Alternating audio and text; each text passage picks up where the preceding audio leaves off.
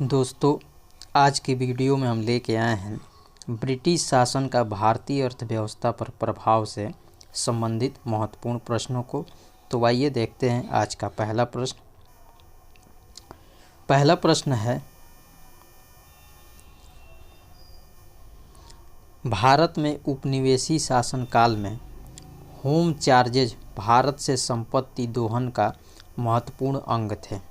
वह निधियां जो होम चार्जेस की संघटक थी, लंदन में इंडिया ऑफिस के भरण पोषण के लिए प्रयोग में लाई जाने वाली निधि, भारत में कार्यरत अंग्रेज कर्मचारियों के वेतन तथा पेंशन देने हेतु प्रयोग में लाई जाने वाली निधि। भारत में उपनिवेशी शासन काल में होम चार्जेज भारत से संपत्ति दोहन का महत्वपूर्ण अंग थे। वह निधियां जो होम चार्जेज की संघटक थी वो क्या थी? तो लंदन में इंडिया ऑफिस के भरण पोषण के लिए प्रयोग में लाई जाने वाली निधि, भारत में कार्यरत अंग्रेज कर्मचारियों के वेतन तथा पेंशन देने हेतु प्रयोग में लाई जाने वाली निधि थी। अगला प्रश्न, शब्द इंपीरियल प्रेफरेंस का प्रयोग किया जाता था। तो भारत में ब्रिटिश आयातों पर दी गई विशेष रियासतों के लिए शब्द इंपीरियल प्रेफरेंस का प्रयोग किया जाता था। भारत में ब्रिटिश आयातों पर दी गई विशेष रियासतों के लिए। अगला प्रश्न, ब्रिटिश शासन के दौरान भारत में उद्योगों का कोई स्वतंत्र विकास नहीं हुआ। इसका कारण था धनिक वर्ग द्वारा भू संपत्ति में निवेश करने को तरजीह दिया जाना। ब्रिटिश शासन के दौरान भारत में उद्योगों का कोई स्वतंत्र विकास नहीं हुआ। इसका कारण था धनिक वर्ग द्वारा भू संपत्ति में निवेश करने को तरजीह दिया जाना। इस्तमरारी बंदोबस्त लागू किया लॉर्ड कॉर्नवालिस ने। लॉर्ड कॉर्नवालिस ने इस्तमरारी बंदोबस्त को लागू किया था। अस्थाई बंदोबस्त प्रारंभ किया गया था। लॉर्ड कॉर्नवालिस के प्रशासन काल में अस्थाई बंदोबस्त प्रारंभ किया गया था। अस्थाई बंदोबस्त किया गया था जमींदारों से। अस्थाई बंदोबस्त जमींदारों से किया गया था। अगला प्रश्न, लॉर्ड कॉर्नवालिस द्वारा अस्थाई बंदोबस्त कब लागू किया गया? तो 1793 ईस्वी में लॉर्ड कॉर्नवालिस द्वारा अस्थाई बंदोबस्त को लागू किया गया। अगला प्रश्न,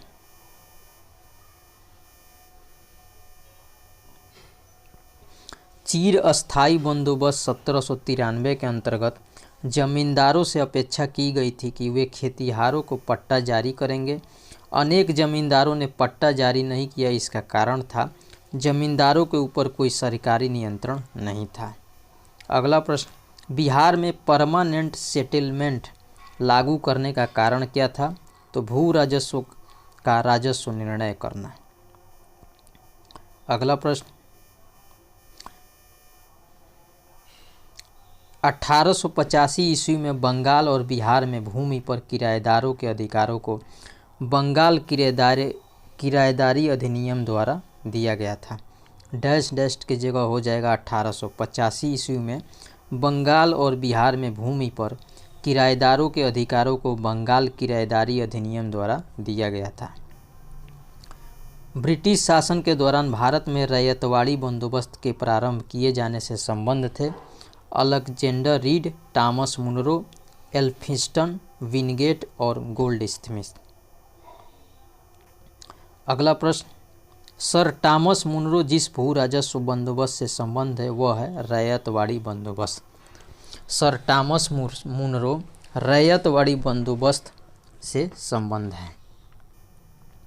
अगला प्रश्न, अंग्रेज ने रैयतवाड़ी बंदोबस्त लागू किया था मद्रास और बम्बई प्रेसिडेंसी में। अंग्रेज ने रैयतवाड़ी बंदोबस्त लागू किया था मद्रास और बम्बई प्रेसिडेंसी में। अंग्रेजों ने रैयतवाड़ी व्यवस्था सर्वप्रथम प्रारंभ की थी मद्रास प्रेसिडेंसी में। अगला प्रश्न, ब्रिटिश व्यवस्था में रैयतवाड़ी भू राजस्व संग्रह प्रचलित था दक्षिणी तथा पश्चिमी भारत में। ब्रिटिश व्यवस्था में रैयतवाड़ी भू राजस्व संग्रह प्रचलित था दक्षिणी तथा पश्चिमी भारत में।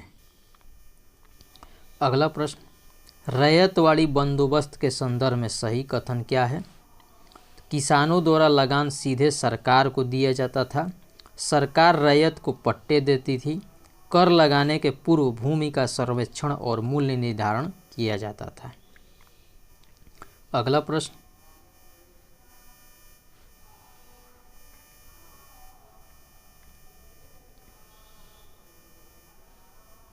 वह प्रथा जिसके तहत किसान स्वयं भूमि का मालिक होता है और सरकार भू राजस्व के भुगतान के लिए जिम्मेदार माना जाता है, क्या कहलाता है? रैयतवाड़ी प्रथा। अगला प्रश्न, सत्य कथन है। ब्रिटिश सरकार ने भारत के अलग अलग भागों में भू राजस्व की अलग अलग व्यवस्था लागू की थी। इससे भारतीय किसानों में अलग अलग वर्ग बन गए। असम में सर्वप्रथम चाय कंपनी स्थापना हुई थी 1839 ईस्वी में। असम में सर्वप्रथम चाय कंपनी 1839 ईस्वी में स्थापना हुई थी। पंजाब भूमि हस्तांतरण अधिनियम पारित किया गया 1900 ईस्वी में। पंजाब भूमि हस्तांतरण अधिनियम 1900 ईस्वी में पारित किया गया। अगला प्रश्न सही सुमेलित है। व्यवस्था और संबंधित राज्य, जजमानी उत्तर भारत से संबंधित है, बारह बलूट महाराष्ट्र से संबंधित है, मिरासी तमिलनाडु से संबंधित है, अडाडे कर्नाटक से संबंधित है। अगला प्रश्न,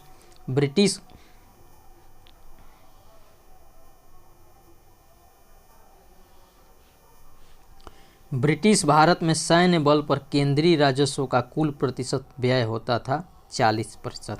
ब्रिटिश भारत में सैन्य बल पर केंद्रीय राजस्व का कुल प्रतिशत 40% व्यय होता था। अगला प्रश्न, दादा भाई नौरोजी द्वारा प्रतिपादित अपवाह सिद्धांत, जिसको ड्रेन थ्योरी कहा जाता है, की सही परिभाषा है। भारत की राष्ट्रीय संपदा का एक भाग अथवा कुल वार्षिक उत्पाद ब्रिटेन को निर्यात कर दिया जाता था, जिसके लिए भारत को कोई वास्तविक प्रतिफल नहीं मिलता था। दादा भाई नौरोजी द्वारा प्रतिपादित अपवाह सिद्धांत ड्रेन थ्योरी की सही परिभाषा क्या है? तो भारत की राष्ट्रीय संपदा का एक भाग अथवा कुल वार्षिक उत्पाद ब्रिटेन को निर्यात कर दिया जाता था, जिसके लिए भारत को कोई वास्तविक प्रतिफल नहीं मिलता था। अंग्रेजों के शासनकाल में भारत के आर्थिक दोहन के सिद्धांत को प्रतिपादित किया दादा भाई नौरोजी ने। अंग्रेजों के शासनकाल में भारत के आर्थिक दोहन के सिद्धांत को दादा भाई नौरोजी ने प्रतिपादित किया। निकास के सिद्धांत का प्रतिपादन किसने किया? दादा भाई नौरोजी ने। अपवाह सिद्धांत, ड्रेन थ्योरी, आर्थिक दोहन सिद्धांत और निकास के सिद्धांत, इसके प्रतिपादक दादा भाई नौरोजी थे। अगला प्रश्न सत्य कथन है। ब्रिटिश काल में सामान्यतः भारत का व्यापार संतुलन अनुकूल था। धन की निकासी का स्वरूप अप्रतिफलित निर्यात था। भारत में उपनिवेशवाद के आर्थिक आलोचक थे दादा भाई नौरोजी, जी सुब्रमण्यम अय्यर तथा आर.सी. दत्त। बाल गंगाधर तिलक, आर.सी. दत्त, एम.जी. रानाडे तथा सर सैयद अहमद खां में से दादा भाई नौरोजी के उत्सारण सिद्धांत ड्रेन थ्योरी में विश्वास नहीं करता था sir Syed Ahmad Khan. Poverty and the un British rule in India नामक पुस्तक प्रकाशित हुई थी 1901 ईस्वी में। Poverty and the un British rule in India नामक पुस्तक 1901 ईस्वी में प्रकाशित हुई थी। Poverty and the un British rule India नामक पुस्तक किसने लिखी थी? तो दादा भाई नौरोजी ने। ब्रिटिश हाउस ऑफ कॉमन्स में चुने जाने वाले दादा भाई नौरोजी प्रथम भारतीय थे जिन्होंने इस दल के टिकट पर चुनाव लड़ा। उस दल का नाम है उदारवादी दल। अगला प्रश्न, दादा भाई नौरोजी की भारतीय राष्ट्रीय आंदोलन के सर्वाधिक प्रभावी देन थी कि उन्होंने इस बात को अभिव्यक्त किया कि ब्रिटेन भारत का आर्थिक शोषण कर रहा है। भारत में ब्रिटिश आर्थिक नीति घिनौनी है, यह विचार किसने व्यक्त किया था? कार्ल मार्क्स ने। कार्ल मार्क्स ने भारत में ब्रिटिश आर्थिक नीति घिनौनी है यह विचार व्यक्त किया था। ब्रिटिश शासन के समय अर्थव्यवस्था को खोखला करने इकोनॉमिक ड्रेन के सिद्धांत के बारे में पुस्तक लिखे थे दादा भाई नौरोजी ने।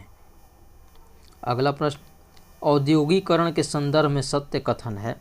यह प्रक्रिया 1813 में प्रारंभ हुई। ईस्ट इंडिया कंपनी के व्यापारिक एकाधिकारों की समाप्ति ने इस प्रक्रिया को तेज किया।